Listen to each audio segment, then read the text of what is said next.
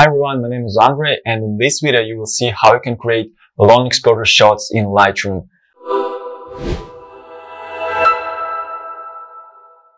Adobe actually doesn't promote this feature, but I think it's a pretty cool one because it allows you to create shots with up to 5-second shutter speed, which is more than enough to get a taste of long exposure photography.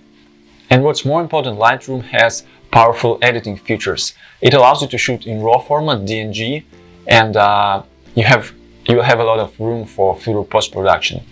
A few words about the equipment. So your smartphone has to be rock solid during the exposure time, meaning any even slightly shaking will be visible on the final result. So I would recommend you to get this bracket. You can buy it on eBay or AliExpress. It costs around $2, so you just have to put your smartphone in it and then attach it to a tripod or light stand, wherever you have. It has a standard screw hole, so you can just attach the mount plate and put it on a tripod, and that's pretty much it. Open the Lightroom and click on the camera icon on the lower right corner.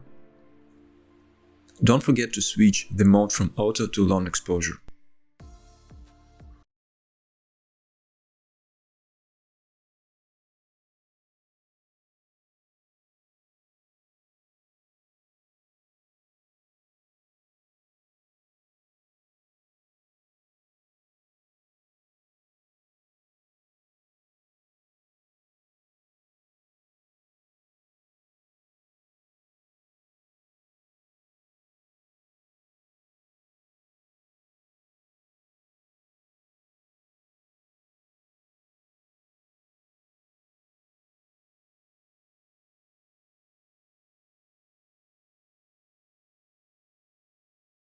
I got two shots with different exposure and I'm going to edit the right one, which is heavily underexposed, just to show you the beauty of working with RAW files.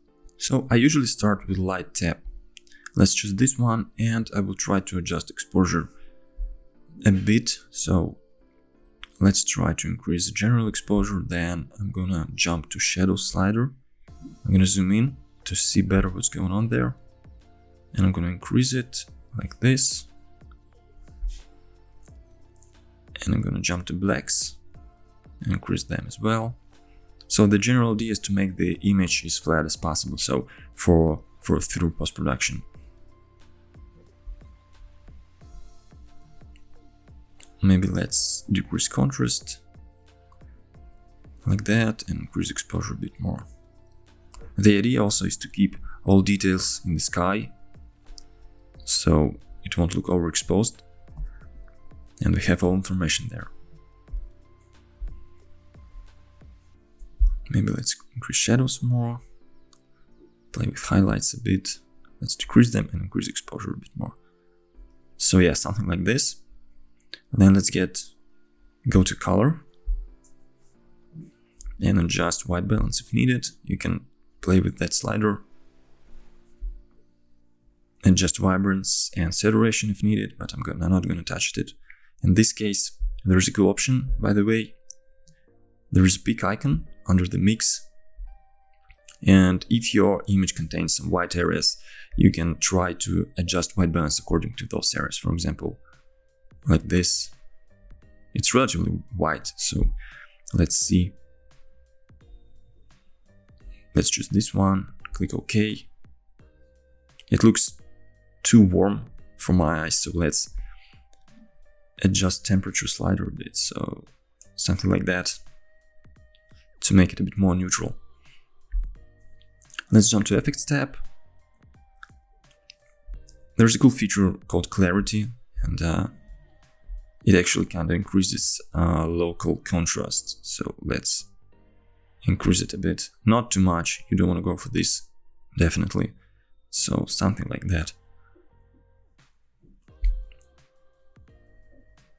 And maybe increase texture a bit.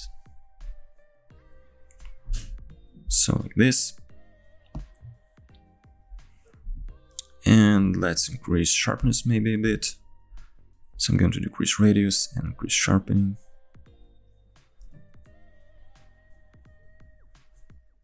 Of course, you don't want to overdo this like that, because it will look totally fake. So something like that. Let's turn on remove chromatic aberration option and lens correction. Sometimes it helps, sometimes not. Just play with those settings for your own shots. Like this. And here's before and after. Pretty cool, right? See how much details contains raw file before and after. So you actually can adjust really heavily underexposed shots like this one, and that's the beauty of working with raw files. It has all information you need for editing. So, and let's click on those three dots on the top right corner and on this icon and choose Export As, and you can adjust settings if needed. I usually use default ones and click OK. Lightroom's gonna render this shot, and then we can simply choose Save Image and it will be available in the gallery. So let's continue to edit this shot in Snapseed. So here's my shot from Lightroom. Let's go to Tools, and first of all, I'm gonna choose the Selective tool and I will try to increase contrast of the entire image. So I'm gonna add a few dots right there. You can adjust them by putting two fingers on the screen and making the mask bigger, smaller. And then moving vertically, you can choose brightness, contrast, saturation, and structure. So let's increase brightness for this area. Let's add a few more dots. For example, here. One more here. Let's decrease the size, increase brightness. And one more for that area. Decrease the mask. And for example, I want to make foreground a bit darker, so I add one more dot on the bottom of the shot and decrease brightness like this. Let's hit OK. So here's before and after. Let's go to Tools and choose Curves. And I will increase the contrast of the entire shot. Something like that. And I'm going to shift the black dot, this one, on the lower left corner to add some sort of kind of film look or something. So something like that. And let's go to RGB mode and choose blue channel, and then I'm gonna add some sort of split toning effect. So maybe something like that. I add blue tones to the shadows and yellowish to the highlights.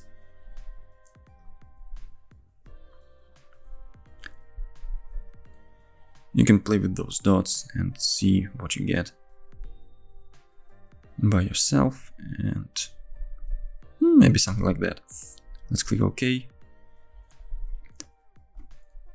So here's before and after. Let's go to Tools and choose Brush Instrument, and maybe I want to make those rocks in the center a bit brighter, so I choose Exposure Brush and put it down to 0.3 and just paint over areas I want to make brighter. Like here, by clicking on the eye icon, you can see where this brush being applied. So let's paint here, maybe here.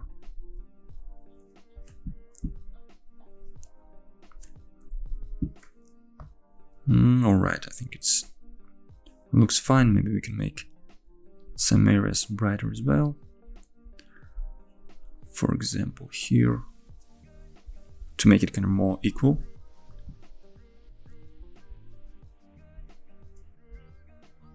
And for example, I can make a sky a bit darker, for example, on this part.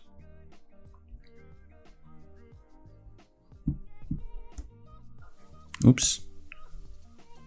Yeah, it's actually a good idea to zoom in when you're doing work like that. So let's click OK. And here's before and after. I think it looks pretty cool. You can apply your own, you can choose any instrument you want to make your shot look better, and I will show you in the next videos how to do it for different scenes, not only for landscapes. So I think that's pretty much it, and it looks pretty cool. Here's a few more shots I took at the same location, and I turned them to black and white.